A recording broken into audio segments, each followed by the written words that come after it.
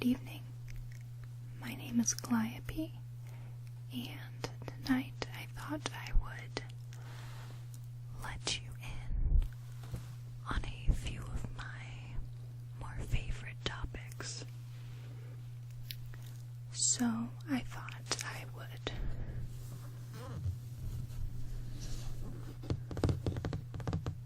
be reading from one of my favorite books. This book is called Ancient Egypt by Lorna Oakes and Lucia Gahlin. Since I was a very young girl, I had an incredible heart for learning about Egypt and about its culture and about its people and its languages and pretty much everything about it. My mom likes to say that I was the smartest kid she had ever met. When I was 4 years old, I would be drawing pyramids and sarcophagi. Well, she would say sarcophaguses, then I would say, no mom, it's sarcophagi. So, it was kind of an odd hobby of mine. And even today, several years later, it is one of my favorite things, besides music or trains. I love trains, gosh. And I think that I would read one of the ancient Egyptian myths to you.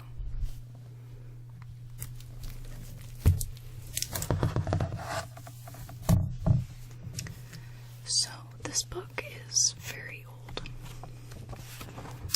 at least to my standards.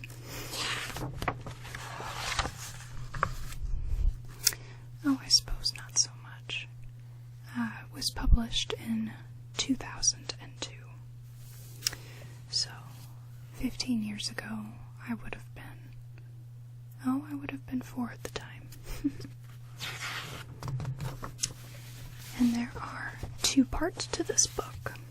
So, the first would be about how Egypt was, quote-unquote, rediscovered by Europeans and by Americans who redug all the graves once left by the ancient peoples and turned into basically a gold rush.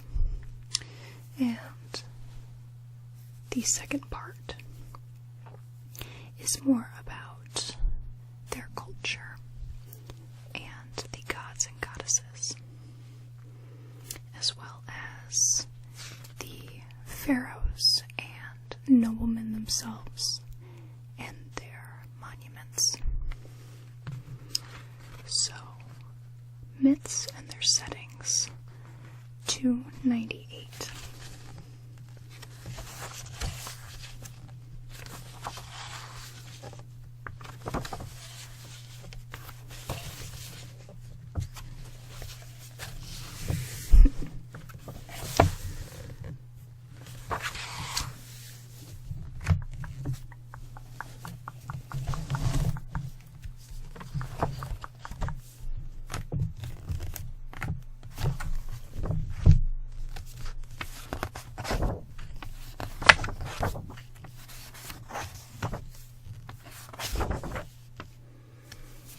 Alright, myths and their settings. Stories or myths evolved in all cultures in order to provide a divine explanation for the fundamentals of human existence. In ancient Egypt, the realm of the gods was clearly envisaged to reflect that of mortals, as a means of bringing the divine world to life and furnishing the gods and goddesses with a certain accessibility. Surprisingly few myths actually survive, considering the vast time span of the Egyptian culture and the huge number of its deities, as well as the cult centers with accompanying priesthoods that might have been expected to generate such literature. It is likely that there was a strong oral tradition, and that many stories have been lost, but those to which we do still have access were inscribed in hieroglyphs on the walls of temples and tombs, or written on papyrus in the more cursive, hieratic, and Demotic scripts. The myths that follow have been selected to show how the Egyptians assimilated the mysteries of creation, life and death into their worldview, and to illustrate the recognizably human characters of the major deities, their displays of emotions, and their relationships between them. Each myth is accompanied by explanatory details, which help to set it in a historical and sociological context.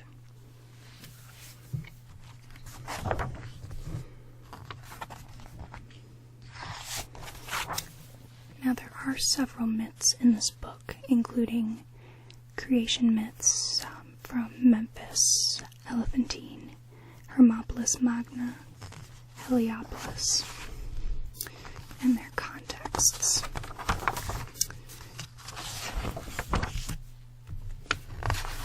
There are myths about the death of Osiris, the king of the gods and king of the underworld, as well as fertility and agriculture.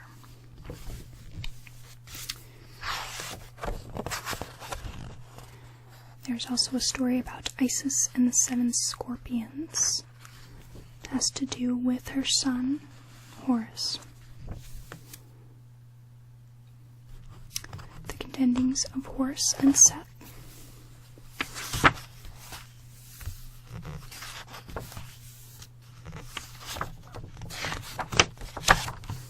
The destruction of humankind.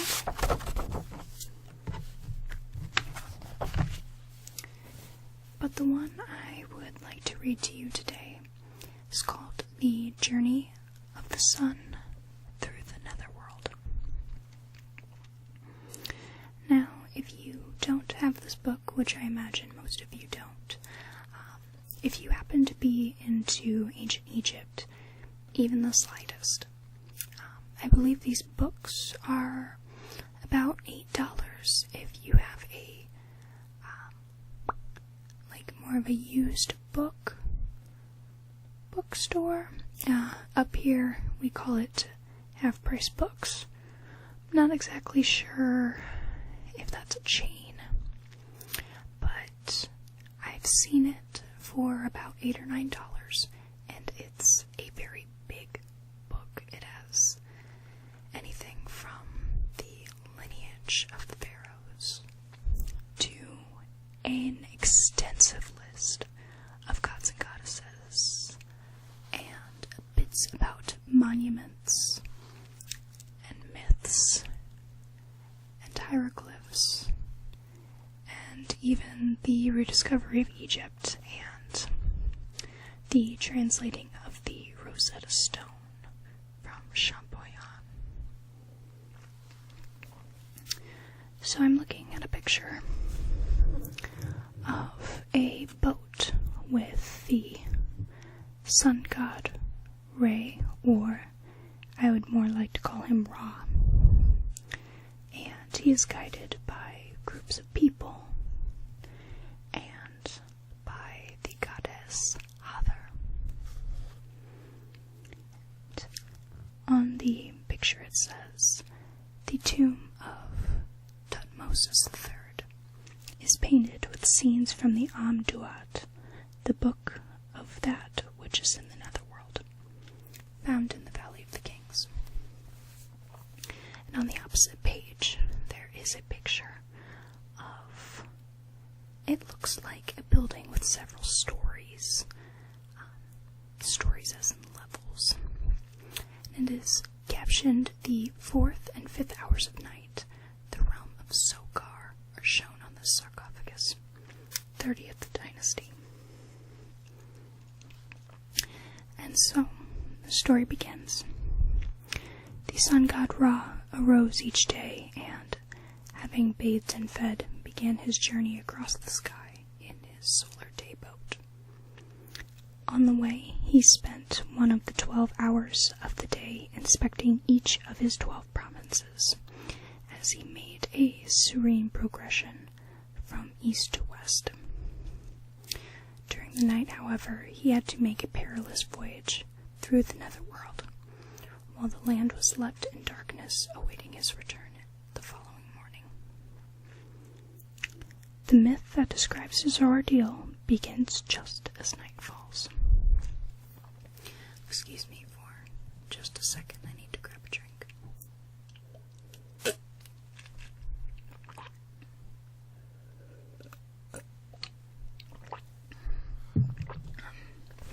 The more I do these videos, the more I realize I'm a very noisy drinker. The sun god had reached the western horizon, ready to begin his nightly journey through the Netherworld. He was all set to travel along the River of Awareness, a journey that would take him 12 hours. In the first hour of the night, he embarked on his journey in his night boat with a crew of deities, including Path Opener and Guide of the Boat. He was also accompanied by 2 sets of 9 baboons, who sang to Ra as he entered the Netherworld, and were there to open doors for him, as well as 12 snake goddesses, whose job it was to light up the darkness. In the second hour, Ra sailed onto the region of Awareness, where he granted land rights to the green gods. In the third hour, he performed an important ritual act. He revived the god of the Netherworld, Osiris, by bestowing onto him 2 divine forces described as will and mind. In the 4th hour, he reached a passage, which was the way to the realm of the underworld from the gate of the passageways, the entrance taken by the dead, and the route to the body of the hawk-headed Memphite funerary deity Sokar, and the tomb of Osiris. The passage was guarded by a number of fantastic snakes, with human heads and several short legs, or with wings and multiple snakes' heads. The hazards of the journey. In the 5th hour, Ra's solar boat was towed along a mound referred to as the Mount of Sokar, but in fact representing the tomb of Osiris, and therefore flanked by his 2 sisters, Isis and Nephthys, in the form of kites. The tow rope of the boat was held by a scarab beetle, symbolizing the coming emergence of Ra from the night, in the form of the scarab beetle deity Khepri. The entrance to the mound was guarded by 4 heads spurting flames, and even more extraordinary was a primeval embodiment of Ra, which appeared at the stage of his journey. Sokar balancing on a snake with a human head at one end and 3 snakes' heads at the other, emerging out of a mound of sand on the back of Akur, the double-headed Leonine earth god. In the 6th hour, Ra visited Thoth, the god of the moon, wisdom and writing, who appeared in the form of a baboon, but holding his other manifestation, an ibis. Thoth's role in this myth was to found a city for the gods and rulers of Egypt. Ra also encountered an image of himself, the dung beetle, in death. In death, the body of Khepri enveloped in the body of a 5-headed snake.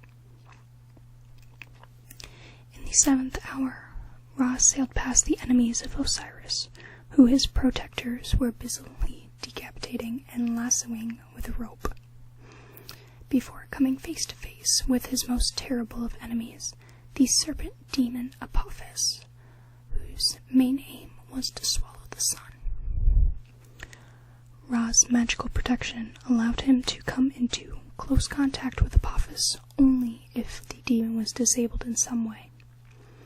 Apophis had knives sticking into him, and in this case, this was not adequate disablement. The scorpion goddess Selket held his head, and the director of knives held his tail. In the 8th hour, Ra had to face further enemies, but luckily he had an entourage of human-headed staffs, each of which had a knife with which to destroy Ra's demons. A variety of deities, including gods with the heads of rats and mongooses, called out to Ra as he passed their caverns. In the 9th hour, Ra met the 12 alarming guardians of Osiris, fire-breathing cobras who lived on the blood of their captives. Decidedly less intimidating were the deities Ray sailed past, who were responsible for carving trees and plants, and who held nothing more threatening than palm branches. The end in sight. In the 10th hour, Ra was beginning to prepare for dawn. He ordered his armed escort of 12 gods to seek out the last of his enemies, as he revealed himself as a scarab beetle, the manifestation of the sun god at dawn. In the 11th hour, the hawk god Horus presided over the final slaughter of the enemies of the sun god, which took place in the pits of fire and was distinctly gory. Ra had survived the Perilous of the Netherworld, and the final hour before dawn had arrived. In the 12th hour, the solar boat was towed into the body of an enormous snake, and the sun god emerged from its mouth as the scarab beetle deity Khepri. Shu, the god of air, sealed the exit to the netherworld behind him, and the sun god proceeded on his way in his daytime vessel. So, and at the end of the myth, there are 2 pictures, one of which is looks kind of like a lynx with rabbit ears, with a knife and a snake, and the caption reads, "In this wall painting in the Theban tomb of Inherka, a knife-wielding cat slays the serpent demon Apophis near the Ishid tree, 19th dynasty." And the other picture is a scarab beetle with its wings decorated in several colorful tones. It looks mostly like turquoise and lapis lazuli, as well as maybe carnelian. I'm not exactly sure what kind of gemstones they used in that. The caption reads, "This bejeweled winged scarab beetle, rolling the sun with its 4 legs and resting its hind legs on a basket, is the hieroglyphic representation of Tutankhamun's throne name, Neb Khepru Ra, Lord of the Manifestations of Ra, 18th dynasty." So the hieroglyph that looks like a basket is the symbol for Neb, or more like an NB. You would always put an E or an A between the letters because the Egyptians did not really have vowels. Not that we know of. So you'll hear all kinds of translations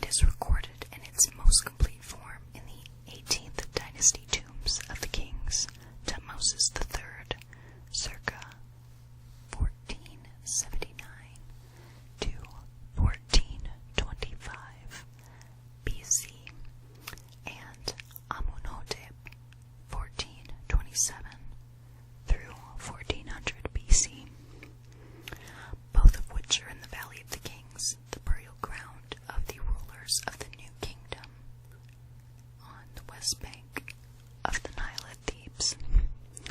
In each instance, the text is accompanied by a series of weird and wonderful painted images. Similar detailed descriptions of the journey of the sun god through the netherworld are to be found in compositions entitled The Book of the Gates and The Book of Caverns. The former can be found in its fullest version on the walls of the tomb of the 20th dynasty king, Ramses VI, in the Valley of the Kings, and inscribed on the sarcophagus of the 19th dynasty ruler, Seti I, which was originally in his tomb in the Valley of the Kings, but is now in the Sir John Soane Museum in London. The Book of Caverns is the rarest and latest of the three funerary compositions, and it also occurs in its complete form in the tomb of Ramses VI.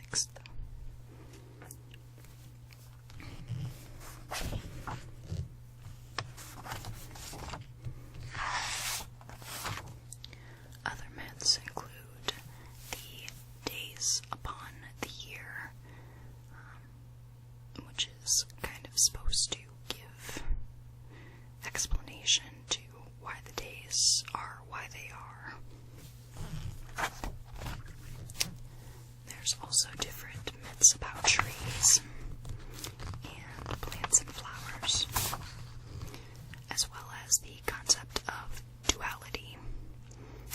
This would be like the relationship between order, called Ma'at, and chaos, called Isfet.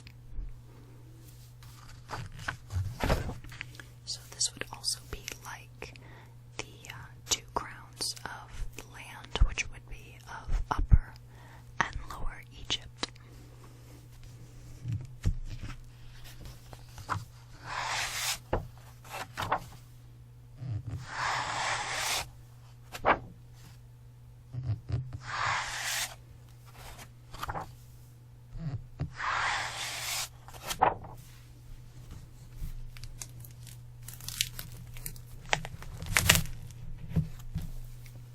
Thank you for taking this time with me to listen about the journey of the sun god through the netherworld. I hope you enjoyed it, and if you'd like to learn more, I would highly suggest getting this book. It's definitely been a godsend to me. I've used it for years and years, so I definitely wouldn't mind doing more videos on ancient Egypt and my knowledge of. There are several myths, and there are several, I suppose, related things I could do with that. I was thinking maybe at some point when I get a better camera, I would like to try to do a bit about the basics of hieroglyphs.